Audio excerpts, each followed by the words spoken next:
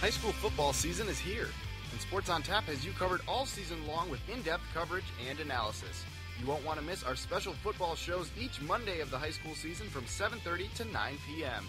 Catch recaps of all the games, interviews with local players and coaches, and hear if your team is playing in the game of the week. For the best high school football coverage, turn to Sports on Tap. Every Monday from 7:30 to 9 p.m. Sports on Tap, part of the NEO Sports Insiders Network. The weather may be getting colder, but it's always ice cream weather. Join Sports on Tap for live broadcast at Z's Cream and Bean on the first Thursday of every month from 7:30 to 9 p.m. Come see the faces behind the voices you hear on the podcast and hear from local athletes and coaches about their teams, seasons, and conferences. Enjoy delicious ice cream and milkshakes and join in on the fun at Z's Cream and Bean, 2706 Boston Road in Hinckley. The Sports on Tap podcast, part of the NEO Sports Insiders Network.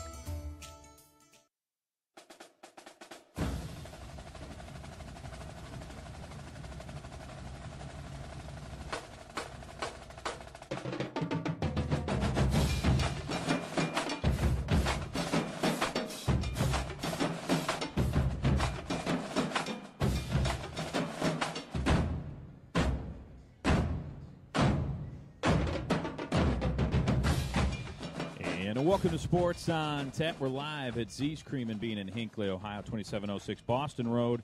And as Ed Dick would say, borders four cities: Hinckley, North Royalton, Brunswick, and Strongsville. I'm Rob Troutman. We have Josh Jeffy, Sean Duffy, and Ed Dick. It's our Week 10 Ohio High School football recap show.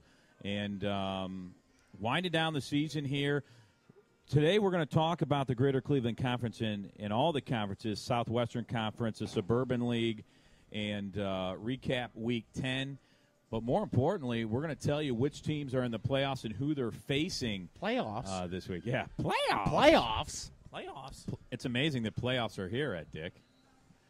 Yeah, I can't believe the season, like the regular season's already over. What happened? I think we just started this. It feels like yesterday. It feels was like 10 weeks ago Actually, we just started feel this. Not too far from that weather-wise, but yeah, really. It's just it's been a crazy year so far. Well, Ed, I know, is excited because this guy breaks down the playoffs and points and everything. So if you're out there listening from one of the teams that made the playoffs, he will break everything down for you, along with the rest of the crew. So Professor Brackett. That's right, man. Yeah. He's the man when it comes. He has two phones here, folks, because they just go off. He's like Schefter. I wish I got paid to do what he does. Yeah, me too. I wish I got paid to do what Matt Berry does. Yeah, he doesn't have to taunt anybody, really. Yeah, it's kind of nice. But, we'll talk about the game of the week as well, which was Medina and Solon, and we'll tell you which playoff game we'll be at this week. And, Josh, the Medina-Solon game we'll get to later on. That was an unbelievable game for the Greater Cleveland Conference. By the way, major props in the pick. I was how a about little skeptical about that one, but tell you what. It was an offensive explosion, showcase of the running backs. We'll get into it in more depth coming up a little bit later on in the show. But as the rest of the GCC goes, there was three other games, two of which were on this last Friday. The other one was on Saturday. We're going to start with Menor and Elyria. This one was all Menor as they went on to a 63-34 victory over the Pioneers. Menor improves to 6-4, 5-2 in the conference. Elyria drops to the worst record in 6 years, 3-7, 1-6 in the conference. Menor was led by quarterback Tadas Tatarunas. We seem to mention him every day, every show, I should say. 20 of 29, 416 yards, 5 touchdowns. His number one target for the evening was wide receiver Steve Baird. He had 10 receptions for 221 yards and 2 touchdowns. Also for Menor, Isaiah Gullick, a really good game, 150 yards rushing with 4 touchdowns. Elyria was led by their quarterback, Dante Beckett. In this game, 254 yards passing. That is a career high for him. He also added 125 rushing yards, a grand total for the evening of 4 touchdowns. However, he did have 4 fumbles. That is on top of Illyria's 6 that they had. Out of the 6 fumbles that they did have, 6 fumbles? 4 of them were recovered by Menor. So A good game for Mentor to finish up. However, it was not enough as they missed the playoffs, which is really unique because over the past so many years, Mentor was a staple in that, but they just could not get over that hump as they finished number 9 in Region number 1 in Division 1. In a big rivalry game that 3 out of the 4 of us have been involved with in the past, Brunswick with a big victory over Strongsville, 31-7. Brunswick improves to 2-8. They get their first conference win of the season, and that is a 1-6 record in the conference. Strongsville with the same identical record, 2-8 overall, 1-6 in the conference. The combo of Alex Gillespie and Jacob Martin combined for 251 yards and 2 touchdowns for the Blue Devils. The lone Strongsville touchdown came on a pass from Johnny Major to Peter Mocho. That was a 31-yard touchdown. And we have to say it, friend of show status by last name recognition, Tim Dick with a 36-yard touchdown. Excuse me. Field goal in this one. Field goal. Yeah, he actually made a 32-yarder, but he got roughed on it. So we took the penalty. We ended up scoring a touchdown. Then he came back, made a 36-yarder in the fourth, and then he actually attempted a 40-yarder going the same direction. Plenty of distance, just hooked it a little bit left, which ended up being his only miss of the year. And I say only miss, that one he actually missed. He was 28 of 30 on extra points, 6 of 7 on field goals with a long of 43.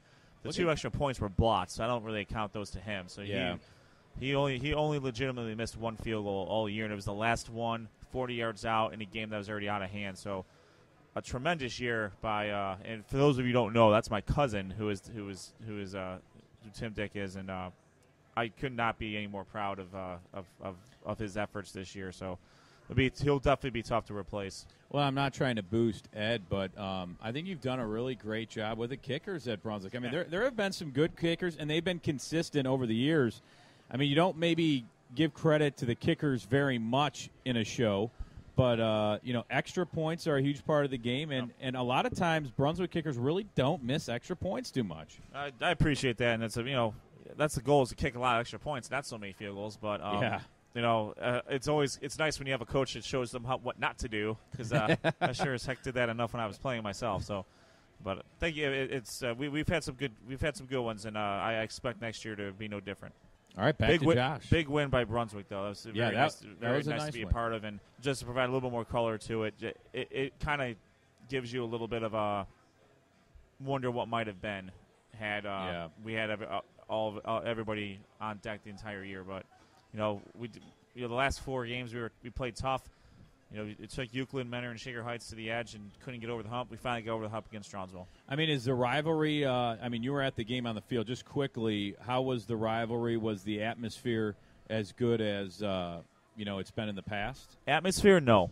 Absolutely not. Really? No. The players started getting chippy, though. That's kind of what we're used to. But, the years of – when you guys were seniors and we played at Taliac, and my senior year game was also at Taliac, you could barely hear yourself think on the field because it was so loud and people were really into it, and it just seemed like it seemed more of a glorified scrimmage, to be honest with you. Wow. It's tough when you have 2 teams who don't have the best records, and I think the rivalry cooled a little bit when it wasn't Week 10 anymore, but now that it's back to Week 10, at the end of the day, they're always going to be our rival. We're always going to be in the same conference together.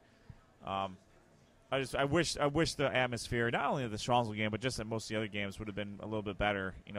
More cheering, more. And I get it. We didn't give them a whole lot to cheer about, but I've noticed that the last couple of years. Yeah. Yeah, I was just going to say quickly, add to that. Again, being a part of the rivalry in the past, I think the record has a huge play in it because if you look at. For example, Ohio State, Michigan, when was it the most highly contested, really intense? I mean, it's intense every year, but the years that it's most intense, it'll be like this year when their teams are playing for something. Back when we played, it was always for the conference, it seemed. It was. So that added a lot to it. And, let's just face it, the Strongsville and Brunswick programs are on a little bit of a downturn right now. But for Brunswick, kind of a tumultuous year. again, a big victory to end the season and to go out on a high note, and I think that's exactly what Coach Beal needed. Final game happened on Saturday.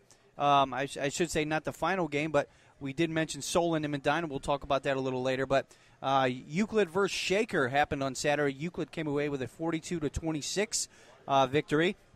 Euclid improved to 7-3, 5-2 in the conference. Shaker, a good year. Finished 500 overall, 5-5, and 3-4 in the conference. After not having, again, a conference win last year, 3 this year, that's a big step. For Euclid, they were led by Daquan Pruitt, 200 total yards, 3 touchdowns. Quarterback Noah Mitchell added 3 touchdown passes. Shaker, led by their quarterback Jameer Demukes, he was 20 of 32 for 276 yards and 2 touchdowns.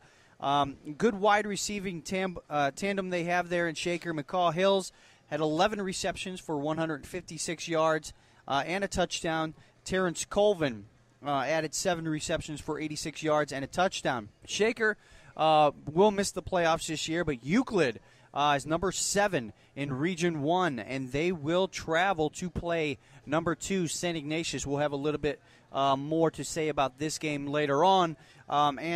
Again, our SOT game of the week. My MVP is actually in that game. Don't want to give you any spoilers, but if you look at the stats, I'm sure you can assume whom that is. So my MVP player of the week in the GCC will be announced a little bit later on in the show. Nice. Very nice. Well done, Josh, in the Greater Cleveland Conference. And like you said, we'll go over the game of the week, but very nicely done. Greater Cleveland Conference, I mean, overall had a good year. Mentor is a little bit surprised. Did that surprise you at all? You know, especially they had a tough year, played a lot of tough teams when you look at their schedule. You know, we talked about them early on. They had a pretty tough schedule early on in which they lost some big games. Didn't know how they'd recover. I think, you know, the loss to Euclid and, you know, some teams like that really hit them hard. You know, a nice win against Elyria to finish the game, but, you know, that's a tough pill to swallow there. They did have a really tough non-conference schedule, but the losses in the conference are what hurt them. And they weren't, you know, let's face it, they weren't as strong as they were in years past. But, you know, they're a very consistent team. I'm sure they'll be back next year, right back in the thick of things. You know, their quarterback, Todd Arunas, will be coming back for his senior year. So it still looks promising for them. We'll just have to wait and see how it goes. I know their coach is not taking missing the playoffs too lightly, and they're going to be back next year. Well, I think if you look at that fan base, too, I mean, that's definitely a failure of the season if you don't make the playoffs in Mentor after the recent history. So it's definitely worth, you know, understanding that, you know, the Mentor fan base is probably kind of in shock coming off Week 10. They're used to having to either, you know, host a playoff game or head to a playoff game, and now to be sitting at home watching teams like Solon, watching teams like Chardon, watching teams in their area moving forward. You know, when they had an opportunity to make the playoffs, they just unfortunately got bit, you know, by some teams that were geared up to play Mentor this year. I mean, let's be honest. When Mentor's on the schedule, and I think Ed can attest to this, when Mentor's on your schedule, you pay attention to them. You circle that game, and it's that old adage: if you're the best team on their schedule, they're going to play you as the best team on your schedule. Yeah, and the thing with Mentor, unfortunately, they were the you know, it's not very often they have more than one conference loss, let alone a conference loss at all. And they had 2 conference losses this year, and that's, you know, as you said before, Josh, that's really what cost them, losing to Euclid and Solon, in addition to the 2 non-conference losses. So, you know, Mentor took care of business against the teams they were supposed to, but you know, Euclid and Solon ended up, you know, they both beat Mentor. They both made the playoffs. All right, and we'll get to Solon and Medina, our game of the week, later on from the GCC.